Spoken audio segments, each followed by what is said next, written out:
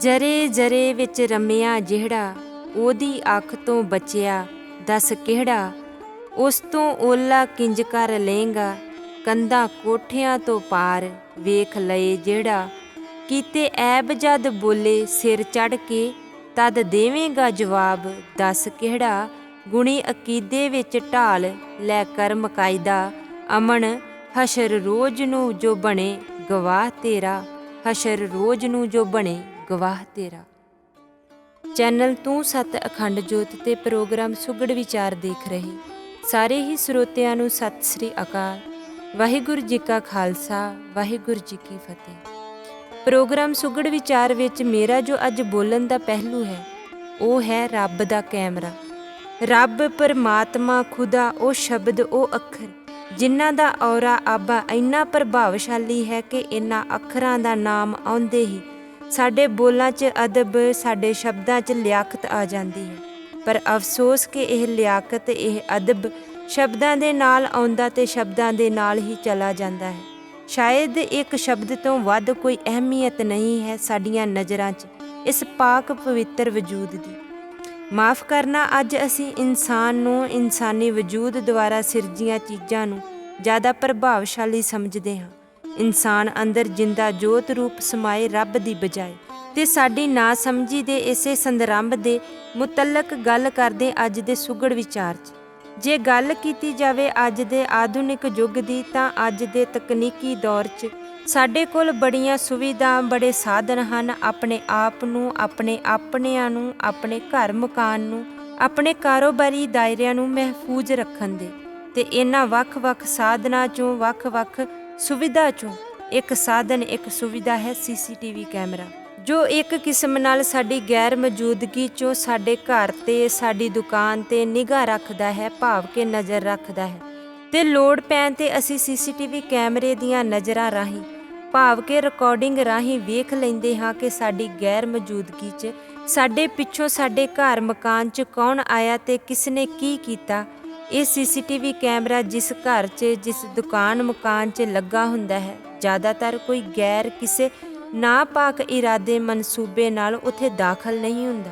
ਕਿਉਂਕਿ ਅਸੀਂ ਸਭ ਜਾਣਦੇ ਹਾਂ ਕਿ ਜੇ ਅਸੀਂ ਕਿਸੇ ਦੇ ਘਰ ਜਾ ਕੋਈ ਗੈਰ ਅਸੂਲਨ ਗਤੀਵਿਧੀ ਨੂੰ ਅੰਜਾਮ ਦਿੱਤਾ ਤਾਂ ਉਹ CCTV ਕੈਮਰੇ ਦੀ ਨਜ਼ਰ ਵਿੱਚ ਕੈਦ ਹੋ ਜਾਣਾ ਹੈ ਤੇ ਅਸੀਂ ਉਸ ਅੰਜਾਮ ਨੂੰ ਅੰਜਾਮ ਦੇਣ ਦੇ ਇਲਜ਼ਾਮ ਵਿੱਚ ਫਸ ਜਾਣਾ ਹੈ।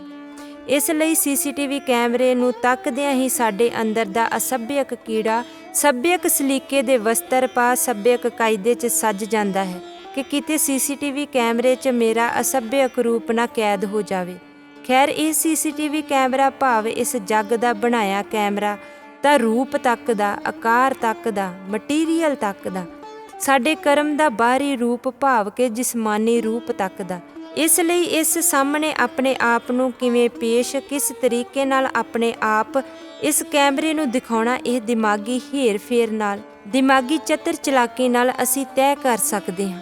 ਪਰ ਇਸ CCTV ਕੈਮਰੇ ਤੋਂ ਕਿਤੇ ਉੱਪਰ, ਕਿਤੇ ਵੱਡਾ ਕੈਮਰਾ ਏ ਰੱਬ ਦਾ, ਜਿਹੜਾ ਦਿਖਾਵਟੀ ਭੇਖ ਪਿਛਲੀ ਅਸਲੀਅਤ ਤੱਕ ਦਾ, ਜਿਹੜਾ ਲਿੰਬੇ ਪੋਚੇ ਸ਼ਬਦਾਂ ਪਿਛਲੀ ਨੀਅਤ ਰਿਕਾਰਡ ਕਰਦਾ, ਜਿਹੜਾ ਲਿਆਕਤ ਦੇ ਵਸਤਰਾਂ 'ਚ ਲਿਪਟੇ ਕਰਮ ਦਾ ਸੱਚ ਰਿਕਾਰਡ ਕਰਦਾ, ਜਿਹੜਾ ਇੱਕ ਇੱਕ ਦਮ ਨੂੰ, ਇੱਕ ਇੱਕ ਕਦਮ ਨੂੰ, ਇੱਕ ਇੱਕ ਭਾਵ, ਖਿਆਲ, ਵਿਚਾਰ ਨੂੰ, ਢਿੱਡੋਂ ਉੱਠਦੇ ਇੱਕ ਇੱਕ ਫੁਰਨੇ ਨੂੰ ਰਿਕਾਰਡ ਕਰਦਾ, ਜਿਹੜਾ ਬੋਲਾਂ ਪਿਛਲੀ ਭਾਵਨਾ, ਨੀਤੀ ਪਿਛਲੀ ਨੀਅਤ ਕੈਦ ਕਰਦਾ। ਪਰ ਅਫਸੋਸ ਕਿ ਅਸੀਂ ਉਸ ਕੈਮਰੇ ਦਾ ਖਿਆਲ ਹੀ ਨਹੀਂ ਕਰਦੇ, ਜਦ ਕਿ ਉਹ ਕੈਮਰਾ 24 ਘੰਟੇ ਦਿਨ ਰਾਤ, ਚੱਤੇ ਪੈਰ, ਸੂਖਮ ਤੋਂ ਲੈ ਸਥੂਲ ਤੱਕ ਸਾਡੀ ਇੱਕ ਇੱਕ ਗਤੀਵਿਧੀ 'ਤੇ ਨਜ਼ਰ ਰੱਖਦਾ।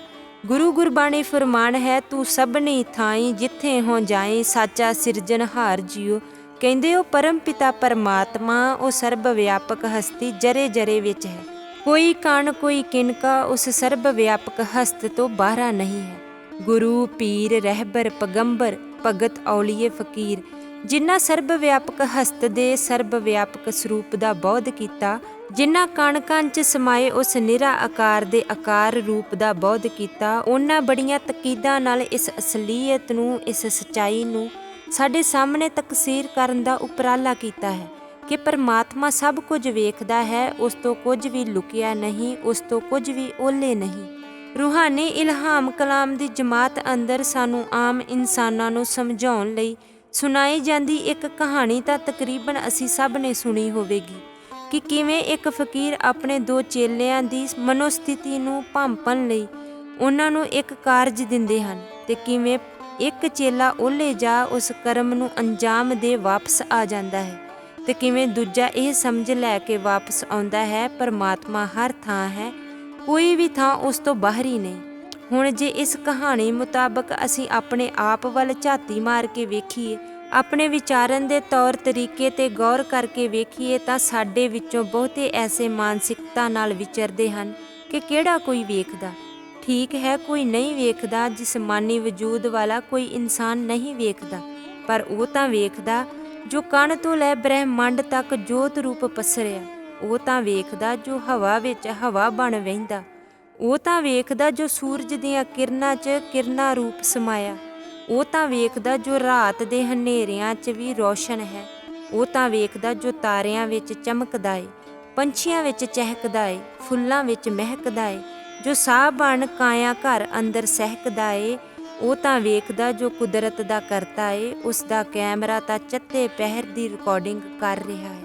ਅਸੀਂ ਚੰਗਾ ਕਰੀਏ ਜਾਂ ਮੰਦਾ, ਉਸ ਕੈਮਰੇ ਵਿੱਚ ਤਾਂ ਰਿਕਾਰਡ ਹੋ ਰਿਹਾ ਏ। ਅਸੀਂ ਉਸ ਰੱਬ ਦੇ ਕੈਮਰੇ ਦੀ ਹੱਦ ਵਿੱਚ ਹਾਂ। ਬੇਸ਼ੱਕ ਚਾਰ ਜੀਆਂ ਤੋਂ ਬਚ ਓਲੇ ਹੋ ਅਸੀਂ ਕਿਸੇ ਨਾਲ ਝੂਠ ਫਰੇਬ ਧੋਖਾ ਕਰ ਲਈਏ, ਕਿਸੇ ਦਾ ਹੱਕ ਖਾ ਲਈਏ, ਕਿਸੇ ਨੂੰ ਮਾਰ ਕੁੱਟ ਲਈਏ, ਕਿਸੇ ਨੂੰ ਬੁਰਾ ਬੋਲ ਲਈਏ, ਕਿਸੇ ਦਾ ਬੁਰਾ ਕਰ ਲਈਏ, ਪਰ ਕਾਦਰ ਤੋਂ ਓਲੇ ਕੋਈ ਨਹੀਂ, ਕਿਉਂਕਿ ਕੁਦਰਤ ਦਾ ਕਰਤਾ ਏ ਕਾਦਰ ਤੇ ਕੁਦਰਤ ਸਿੱਧੀ ਜੁੜੀ ਏ ਕਾਦਰ ਨਾਲ। ਤੇ ਅਸੀਂ ਕੁਦਰਤ ਦੇ ਵਿਹੜੇ ਵਿੱਚ ਹਾਂ। ਸਾਡਾ ਜੀਵਨ, ਸਾਡਾ ਘਰ-ਬਾਰ, ਸਾਡਾ ਸਭ ਕੁਝ ਕੁਦਰਤ ਦੇ ਵਿਹੜੇ ਵਿੱਚ ਹੈ। ਅਸੀਂ ਕੁਦਰਤ ਦੇ ਵਿਹੜੇ ਵਿੱਚ ਦਮ ਭਰਦੇ ਹਾਂ, ਕੁਦਰਤ ਦੇ ਵਿਹੜੇ ਵਿੱਚ ਹੀ ਖਾਂਦੇ ਪੀਂਦੇ ਉੱਠਦੇ ਬਹਿੰਦੇ ਹਾਂ। ਤੇ ਫਿਰ ਕੁਦਰਤ ਦੇ ਵਿਹੜੇ ਵਿੱਚ ਖੜੇ ਹੋ ਕੇ ਕੀਤੇ ਕਰਮ ਨੂੰ ਬੇਸ਼ੱਕ ਇੱਧਰ ਉੱਧਰ ਦੇ ਚਾਰ ਜੀ ਨਾ ਵੇਖਣ, ਪਰ ਕਾਦਰ ਜ਼ਰੂਰ ਵੇਖਦਾ। ਇੱਥੋਂ ਤੱਕ ਜੇ ਅਸੀਂ ਆਪਣੀ ਸੋਚ ਵਿੱਚ ਵੀ ਕਿਸੇ ਦਾ ਬੁਰਾ ਸੋਚਦੇ ਹਾਂ, ਕੁਝ ਗਲਤ, ਕੁਝ ਮੰਦਾ ਸੋਚਦੇ ਹਾਂ, ਤਾਂ ਉਹ ਸਭ ਕੁਝ ਵੀ ਕਾਦਰ ਭਾਵ ਰੱਬ ਦਾ ਕੈਮਰਾ ਰਿਕਾਰਡ ਕਰਦਾ। ਗੁਰੂ ਗੁਰਬਾਣੀ ਫਰਮਾਨ ਹੈ, ਘਟ ਘਟ ਕੇ ਅੰਤਰ ਕੀ ਜਾਣਤ। ਸੋ ਅਖੀਰ ਅਸੀਂ ਤਾਂ ਪਤਾ ਨਹੀਂ ਕਿਹੜੀ ਸਿਆਣਪ ਦੀ ਧੁਨ 'ਚ ਤੁਰੇ ਫਿਰ ਰਹੇ ਹਾਂ ਕਿ ਸਾਨੂੰ ਗੁਰੂਆਂ ਪੀਰਾਂ ਦਾ, ਗੁਰੂ ਗੁਰਬਾਣੀ ਦਾ ਸਮਝਾਇਆ ਸਮਝ ਨਹੀਂ ਆ ਰਿਹਾ ਕਿ ਰੱਬ ਸਾਨੂੰ ਵੇਖਦਾ। ਉਹ ਸਾਨੂੰ ਵੇਖਦਾ ਜਿਸ ਮੂਹਰੇ ਅਸੀਂ ਹਸ਼ਰ ਦਿਹਾੜੇ ਖੜੇ ਹੋਣਾ। ਤੇ ਫਿਰ ਜੋ ਅੱਜ ਅਸੀਂ ਕਰ ਰਹੇ ਹਾਂ, ਇਸ ਦਾ ਕੀ ਜਵਾਬ ਦੇਵਾਂਗੇ ਉਸ ਵੇਲੇ, ਜਿਸ ਵੇਲੇ ਤਾਂ ਉਮਰ ਕਮਾਏ ਕਰਮ ਦੀ ਰਿਕਾਰਡਿੰਗ ਚੱਲੀ ਤੇ ਸਾਹਮਣੇ ਆਈ ਨੀਤੀ ਪਿਛਲੀ ਗੰਦੀ ਨੀਅਤ, ਕਰਮ ਪਿਛਲੀ ਮੰਦੀ ਸੋਚ। ਇਸ ਕਰਕੇ ਸਾਡੇ ਸਭ ਲਈ ਜ਼ਰੂਰੀ ਹੈ ਕਿ ਨੀਤੋਂ ਨੀਅਤ ਤੋਂ ਸਾਫ਼ ਹੋ ਸਤਿਗੁਣ ਕਰਮ ਕਾਇਦੇ 'ਚ ਹਾਜ਼ਰਾ ਹਜ਼ੂਰ ਦੀ ਹਾਜ਼ਰੀ ਦੇ ਭਾਵ ਕੇ ਮਾਲਕ ਸਤਿਪੁਰਖ ਸਤਿ ਸ੍ਰੀ ਅਕਾਲ ਪੁਰਖ ਪਿਤਾ ਜੀ ਦੇ ਅਦਬ ਭਾਉ 'ਚ ਰਹਿ, ਵਿਵੇਕੀ ਸੁਮੱਤ ਵਾਲੇ ਔਰੇ ਆਬੇ 'ਚ ਰਹਿ, ਢਿੱਡੋਂ ਉੱਠਦੇ ਭਾਵ ਖਿਆਲ ਤੋਂ ਲੈ ਕਰਮ ਤੱਕ ਦਾ ਪੂਰਾ ਰੂਟ ਸਾਫ਼ ਕਰੀਏ, ਕਿਉਂਕਿ ਰੱਬ ਦਾ ਕੈਮਰਾ ਰਿਕਾਰਡਿੰਗ ਭਾਵਾਂ ਖਿਆਲਾਂ ਤੋਂ ਲੈ ਕਰਮ ਤੱਕ ਦੀ ਕਰਦਾ ਹੈ।